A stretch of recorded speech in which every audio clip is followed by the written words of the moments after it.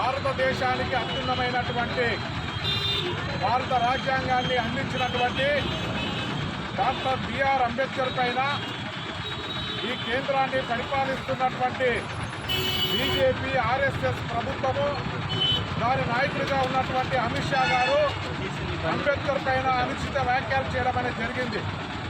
భారత రాజ్యాంగానికే విరుద్ధంగా ఉన్నటువంటి బీజేపీ ప్రభుత్వము, బీజేపీ పార్టీ ఈరోజు భారతదేశమే గర్వించుకోదగ్గటువంటి ఉన్నటువంటి అంబేద్కర్ను విమర్శించడం అంటే ఇది సిగ్గుచేటైనటువంటి విషయం.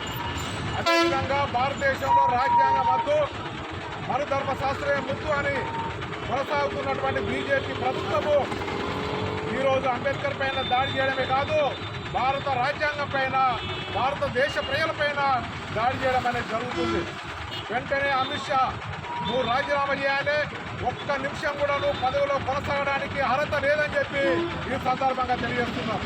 బీజేపీ ప్రభుత్వం ఇదే విధంగా మాట్లాడితే రాబోయే కాలంలో ప్రజలు గుణపాఠం చెప్తారని సిపిఎం పార్టీ హెచ్చరిస్తున్నాం.